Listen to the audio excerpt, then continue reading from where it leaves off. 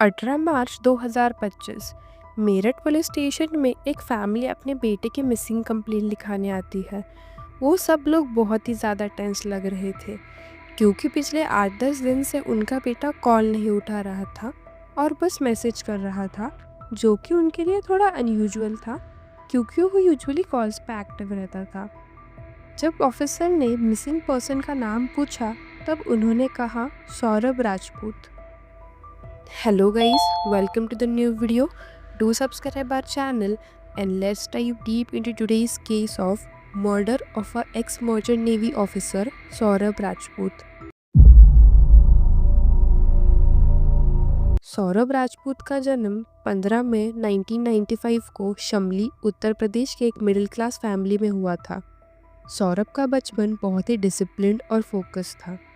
सौरभ हमेशा से ही एक रिस्पॉन्सिबल और हार्डवर्किंग लड़का था।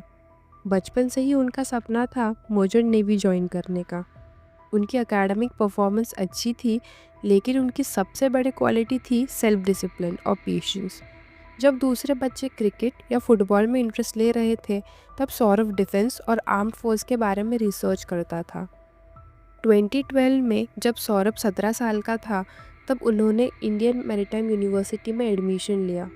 ये एक टफ डिसीजन था क्योंकि मर्चेंट नेवी में जाना मतलब घर से दूर रहना, मंच तक समुंदर में सेल करना और एक टफ लाइफस्टाइल मेंटेन करना।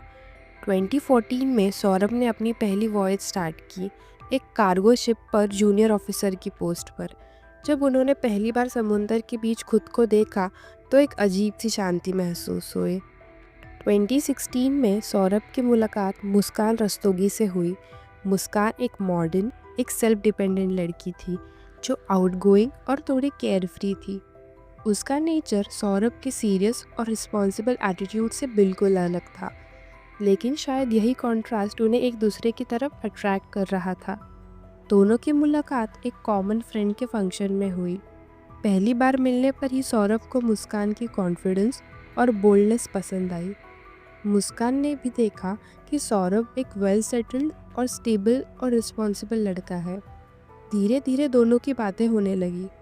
मैसेजेस, कॉल्स और छोटी छोटी मीटिंग्स से उनका बॉन्ड स्ट्रांग हो गया। 6 महीने बाद दोनों ने अपनी फैमिलीज़ को बताया और लव मैरिज का डिसीजन लिया। फाइनली उसने मुस्कान से शादी कर ली एंड कुछ ही समय बाद वो वापस अपनी ड्यूटी पे चला गया। सौरभ ड्यूटी पे था और मुस्कान सौरभ के घर पे रहती थी। सौरभ एक मर्चेंट नेवी ऑफिसर था और उसका काम ऐसा था कि उसे महीनों तक समुंदर पर रहना पड़ता था। शादी से पहले ये कोई इशू नहीं था, लेकिन मुस्कान को पसंद नहीं था कि सौरभ इतने लंबे समय तक दूर रहे। शादी के 1 साल के अंदर सौरभ ने अपनी लाइफ का सबसे बड़ा डिसीजन ले लिया, मर्चेंट नेवी जॉब छोड़ने का। उसने सोचा कि अगर वो लैंड बेस्ड जॉब करेगा तो मुस्कान के साथ ज़्यादा टाइम बिता सकता है, लेकिन ये फैसला उसके करियर के लिए रिस्की था। इस डिसीजन के ऊपर से उनके फैमिली वाले नाराज़ थे। उन्हें यह डिसीजन सही नहीं लगा। इस वजह से घर में आर्ग्यूमेंट्स भी हुए और उसी के चलते सौरभ और मुस्कान उन्होंने मेरठ में एक नया फ्लैट ले लिया। सौरभ और मुस्कान मेरठ शिफ्ट हो गए। वो एक रेंटेड फ्लैट में रहने लगे, एक नई ज़िंदगी शुरू करने के सपने के साथ। लेकिन ये नई ज़िंदगी जितनी परफेक्ट दिख रही थी, उतनी थी नहीं। उसने अपनी सेविंग से एक बिज़नेस स्टार्ट करने का प्लान बनाया। पहले तो मुस्कान ने भी सपोर्ट किया, लेकिन जब बिज़नेस लॉसेस में जाने लगा, तब टेंशन बढ़ने लगी। बिज़नेस चल नहीं रहा था और सौरभ का फाइनेंशियल बैकअप ख़त्म हो रहा था। 2019 में उन दोनों को एक बेबी गर्ल हुई। सौरभ एक परफेक्ट फादर बनने की कोशिश कर रहा था। वो दिन भर बिजनेस संभालने की कोशिश करता और रात को अपनी बेटी को संभालता। उनका बिलीव था कि एक दिन सब कुछ ठीक हो जाएगा। लेकिन धीरे धीरे सौरभ ने नोटिस किया कि मुस्कान का बिहेवियर चेंज हो रहा है। पहले वो सिर्फ ताना देती थी, अब वो सौरभ से दूर भी रहने लगी। सोशल मीडिया पे ज़्यादा टाइम स्पेंड करना और घर से बाहर निकलने के बहाने ढूंढना, ये सब चीज़ें अब रोज़ का हिस्सा बन गई थी। सौरभ को महसूस होने लगा कुछ गड़बड़ है। वो सोचता कि शायद मुस्कान बोर हो गई है या शायद घर की फाइनेंशियल प्रॉब्लम्स की वजह से स्ट्रेस्ड है। लेकिन असली वजह कुछ और थी। जिस मुस्कान के लिए सौरभ ने अपना करियर सैक्रिफाइस किया, वही अब अलग दिखने लगी थी। पहले जो एक्साइटमेंट और लव था, वो अब कॉम्प्लिकेशंस और फ्रस्ट्रेशंस में बदलने लगा। मुस्कान इरिटेटेड रहती, उसकी बातों में रिस्पेक्ट कम और कंप्लेन ज़्यादा होने लगी। सौरभ इस बदलाव को समझ नहीं पा रहा था। पहले तो उसने इसे एक टेम्पररी फेज समझा, लेकिन जब उसे मुस्कान के पुराने दोस्त साहिल शुक्ला के बारे में पता चला, तब उसके डाउट्स बढ़ने लगे। साहिल मुस्कान का बचपन का दोस्त था और दोनों की मुलाकात रिसेंटली ही एक स्कूल के पुराने व्हाट्सएप ग्रुप पर हुई थी। लेकिन जब सौरभ और मुस्कान के बीच दूरियां बढ़ रही थी, तब मुस्कान ने साहिल से दोबारा कांटेक्ट करना शुरू कर दिया। पहले सिर्फ कैजुअल बातें होती थी, लेकिन धीरे धीरे ये एक इमोशनल अटैचमेंट बन गया। सौरभ के डाउट्स रियलिटी बनने लगे जब उसने मुस्कान के एक्टिविटीज़ और बदलते बिहेवियर को क्लोजली ऑब्जर्व किया। ये सब देखकर सौरभ के अंदर ही अंदर टूट रहा था, लेकिन उसके दिमाग में एक ही चीज़ चल रही थी और वो थी डिवोर्स। उसने मुस्कान से अलग होने का फैसला ले लिया था, लेकिन एक ही वजह थी जो उसे रोक रही थी, और वो थी उनकी बेटी। उसने रिश्ते को बचाने की पूरी कोशिश की, लेकिन कभी कभी कहते हैं ना, कुछ रिश्ते सिर्फ एक ही टाइम तक चलने के लिए बने होते हैं। सौरभ ने अपने तरफ से हर कोशिश की, लेकिन जब रिश्ते सिर्फ एक इंसान के एफर्ट्स पर टिकते हैं, तो कभी ना कभी टूट ही जाता है। 2023 तक फाइनेंशियल प्रॉब्लम्स और ज़्यादा सीरियस हो चुकी थी। सौरभ ने सोचा कि इंडिया में स्ट्रगल करने से बेटर है कि बाहर जाकर काम किया जाए। उसने लंदन की एक बेकरी में जॉब ज्वाइन कर ली। ये सिर्फ एक टेम्पररी सोल्यूशन था, पर कम से कम घर के लिए पैसे बेच सकता था।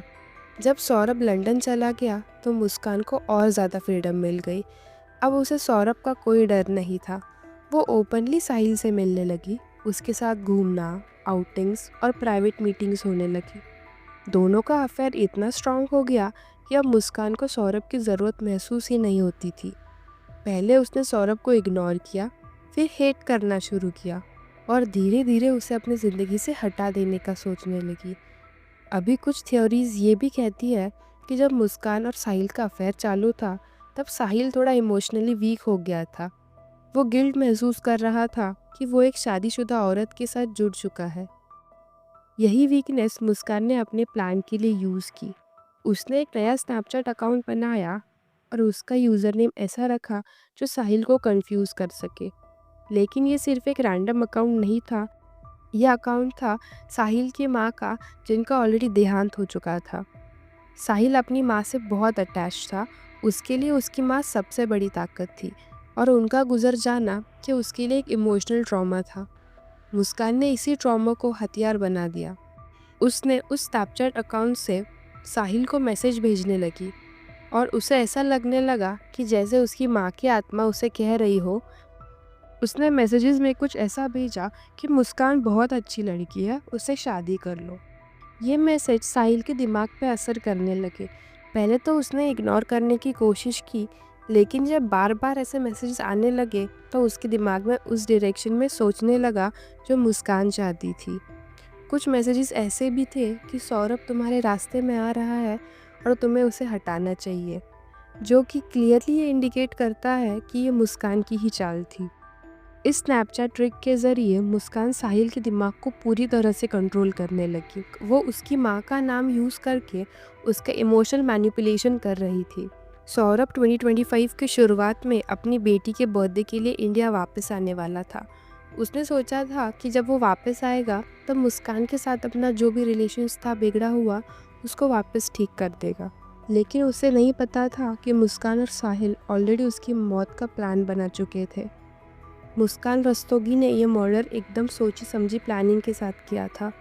उसको पता था कि अगर सौरभ को डायरेक्टली हार्म करने की कोशिश करेगी, तो वो रेजिस्ट कर लेगा।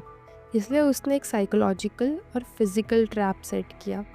4 मार्च की शाम मुस्कान डिनर प्रिपेयर करती है और उसमें कुछ सिडेटिव्स मिक्स कर देती है। ये सिडेटिव्स साहिल के थ्रू अरेंज किया गया था। ये कोई नॉर्मल स्लीपिंग पिल नहीं थी, बल्कि एक पावरफुल सिडेटिव था जो 15-20 मिनट्स के अंदर ही इंसान को अनकॉन्शियस कर देता था। सौरभ थोड़ा रिलैक्स्ड हो गया। उसको बिल्कुल भी अंदाज़ा नहीं था कि उसका खुद का घर उसके लिए एक मौत का जाल बनने वाला था। मुस्कान ने पाउडर को केयरफुली ग्रेवी में मिक्स किया ताकि टेस्ट में कोई चेंज ना आए। फिर उसने प्लेट में निकाल कर एक प्यार भरी स्माइल के साथ सौरभ के सामने रखा। सौरभ को कुछ भी अंदाज़ा नहीं था। उसने बिना किसी शक के खाना शुरू किया। मुस्कान भी उसके सामने बैठ गई ताकि सब कुछ नॉर्मल लगे। हर बाइट के साथ उसकी मौत उसके करीब आ रही थी। 15 मिनट के अंदर ही सौरभ ने अपने सर को थोड़ा पकड़ा और कहा कि मुझे अभी थोड़ा अजीब लग रहा है। उसके हाथ धीरे धीरे कांपने लगे। उसने पानी पीने की कोशिश की पर ग्लास हाथ से गिर गया। फिर उसको एक्सट्रीम डिजीनेस होने लगी और उसका बॉडी कंट्रोल धीरे धीरे ख़त्म हो गया। जैसे जैसे वक्त गुजरा, सौरभ को एक अजीब सा चक्कर महसूस होने लगा। उसके सर में भारीपन आने लगा। आंखों के सामने सब ब्लरी होने लगा। उसने मुस्कान की तरफ देखा जैसे कुछ कहना चाहता हो, लेकिन उसके शब्दों में वज़न नहीं बचा था। ये वही मुस्कान थी जिसे उसने प्यार किया था, जिसे वो अपनी दुनिया मानता था और जिसके लिए उसने सब कुछ छोड़ रखा था। लेकिन आज उसकी आंखों में सिर्फ शांत दिखने वाला एक चेहरा था, एक ऐसा चेहरा जो किसी भी तरह से रिग्रेट महसूस नहीं कर रहा था। रात के 9 बजे तक सौरभ का शरीर बहुत वीक हो चुका था। उसके हाथ पैर धीरे धीरे नम होने लगे, लेकिन वो अभी भी होश में था। साहिल तब तक एक कोने में छुपा हुआ था। एक नाइफ उसकी जेब में थी। जैसे ही सौरभ का कंट्रोल ख़त्म होने लगा, साहिल तेज़ कदमों से उसके पास आया और एक झटके में उसके पीठ के पीछे नाइफ डाल दी। सौरभ ने रेजिस्ट करने की कोशिश की, लेकिन सेडेटिव्स के वजह से उसका शरीर कमज़ोर था। यही चीज़ कई बार की गई। कुछ टाइम बाद सौरभ की बॉडी बिल्कुल लाइफलेस पड़ चुकी थी, लेकिन सिर्फ मारना काफ़ी नहीं था। सबसे बड़ा काम था एविडेंस मिटाना। सौरभ का मर्डर हो चुका था। अब मुस्कान और साहिल के सामने सबसे बड़ा सवाल था, बॉडी का क्या करें? अगर बॉडी मिली तो पुलिस हम तक पहुंचने में देर नहीं लगाएगी। दोनों ने मिलकर एक डेंजरस प्लान बनाया। बॉडी को सीमेंट के अंदर छुपा देना ताकि कभी कोई उसे ढूंढ ही ना पाए। रात के अंधेरे में उन्होंने सौरभ की बॉडी को डिसमेंबर करना शुरू किया। एक शार्प नाइफ और हैक्सॉ का इस्तेमाल किया गया। जब बॉडी 15 पार्ट्स में डिवाइड हो गई, तब उन्होंने एक बड़ा प्लास्टिक ड्रम लिया। पहले हर पार्ट को ब्लैक प्लास्टिक शीट्स में रैप किया गया ताकि कोई लीकेज ना हो। फिर उसके ऊपर सीमेंट मिक्स किया गया। सीमेंट ड्राई होने से पहले उन्होंने बॉडी पार्ट्स को ड्रम के अंदर डाल दिया और ऊपर से सीमेंट डाल दिया ताकि ड्रम पूरा सॉलिड हो जाए। जब काम ख़त्म हो गया तो ड्रम एक कंक्रीट ब्लॉक की तरह लग रहा था, जैसे कि एक नॉर्मल कंस्ट्रक्शन का सामान हो। ये सोच के दोनों ने राहत की सांस ली। अब कोई भी सौरभ को नहीं ढूंढ पाएगा। सब कुछ क्लीन करने के बाद मुस्कान और अपनी ज़िंदगी को नॉर्मल डायरेक्शन देने की कोशिश की। एक तरफ उन्होंने मर्डर की हर निशानी मिटा दी थी और दूसरी तरफ दुनिया के सामने एक ऐसे कपल बनने का नाटक कर रहे थे जिसमें कोई टेंशन ही ना हो। उन्होंने डिसाइड किया कि अगर किसी को शक से दूर रहना है तो एकदम कैजुअली एक्ट करना होगा। मर्डर के सिर्फ एक दिन बाद को ही मुस्कान हिमाचल के लिए निकल गए। ये उनके लिए एक वेकेशन थी जिसमें सिर्फ मस्ती और रिलैक्सेशन हो, ताकि किसी को कोई शक ना हो। हिमाचल पहुंचते ही उन्होंने एक लग्जरी रिसॉर्ट बुक किया। साहिल ने खुद को डिस्ट्रैक्ट करने के लिए प्लान बनाया कि होली फेस्टिवल को पूरा एंजॉय करना चाहिए।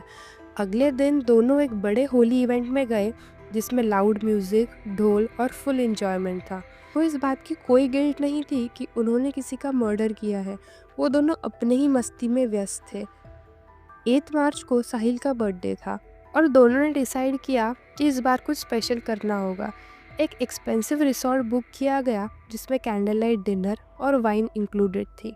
उनको पता था कि सौरभ की फैमिली को और थोड़ा देर तक कंफ्यूज करना पड़ेगा ताकि किसी को शक ना हो। इसलिए मुस्कान ने सौरभ के फ़ोन को यूज़ करके उसके फैमिली और दोस्तों को रैंडम मैसेजेस भेजना शुरू किया। इस मैसेजेस में कुछ ऐसा इंक्लूडेड था कि मैं बाहर हूँ और मैं ठीक हूँ और यहाँ पे थोड़ा नेटवर्क इश्यू है इसलिए कॉल नहीं कर सकता, और मैं हिमाचल एक ट्रिप के लिए आया हूँ। पर प्रॉब्लम ये थी कि सौरभ यूजुअली कॉल्स पे ज़्यादा एक्टिव रहता था और अब सिर्फ मैसेज भेजे जा रहे थे। ये बात उसके फैमिली को थोड़ी अजीब लगी। इसके अलावा जो मैसेज भेजे गए थे उसका टोन सौरभ के यूजुअल मैसेज से अलग लग रहा था। हिमाचल ट्रिप के दौरान दोनों को लगा कि उनका प्लान परफेक्टली चल रहा था। उन्होंने एंजॉय किया, नई जगह घूमे, नए लोग मिले और एक ऐसे कपल की तरह एक्ट किया जो बिल्कुल केयर फ्री है। लेकिन उनको एक बात का अंदाज़ा नहीं था, जो सच होता है वो कभी छुप नहीं सकता। कुछ दिनों तक सब कुछ नॉर्मल रहा, लेकिन जब सौरभ के फैमिली मेम्बर्स ने देखा कि उनका बेटा मिसिंग है और मुस्कान का बिहेवियर अजीब लग रहा है, तो उन्होंने पुलिस को इन्फॉर्म कर दिया। पुलिस ने पहले सौरभ का फ़ोन ट्रैक किया ताकि पता चले कि उसका फ़ोन लास्ट टाइम कहाँ पर एक्टिव था। फिर उन्होंने मुस्कान से सवाल किए, लेकिन उसके आंसर्स कंफ्यूजिंग और कॉन्ट्राडिक्टरी लग रहे थे। जब पुलिस सौरभ के फ्लैट पर पहुंची, तब उन्होंने एक अजीब सी बदबू महसूस की। रूम अंदर से साफ था, जैसे कि किसी ने जानबूझकर हर एविडेंस मिटा दिया हो। पर फॉरेंसिक टीम ने जब लुमिनल टेस्ट किया तो सच सामने आ गया। फ्लोर के माइक्रोस्कोपिक क्रैक्स में ब्लड के ट्रेसेस दिख गए। इन्वेस्टिगेशन आगे बढ़ी और पुलिस को बिल्डिंग के एक कोने में रखा हुआ एक बड़ा सीमेंट का ड्रम दिखा। जब फॉरेंसिक एक्सपर्ट्स ने उसका स्कैन किया तो अंदर एक हॉरिफाइंग डिस्कवरी मिली। सौरभ के बॉडी के 15 पीसेस सीमेंट के अंदर छुपाए गए थे। जब सौरभ की बॉडी मिली तो पुलिस का पहला शक मुस्कान और साहिल पर गया। सीसीटीवी फुटेज देखा गया जिसमें मर्डर की रात साहिल बिल्डिंग के अंदर आता दिख रहा था और सौरभ वापस बाहर नहीं आया।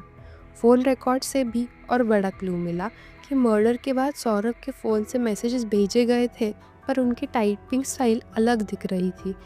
मतलब कोई उसके फ़ोन यूज़ कर रहा था। लेकिन जब फॉरेंसिक टीम ने ड्रम से निकाली गई बॉडी पार्ट्स का डीएनए रिपोर्ट्स दिखाया तो सच छुपना मुश्किल हो गया।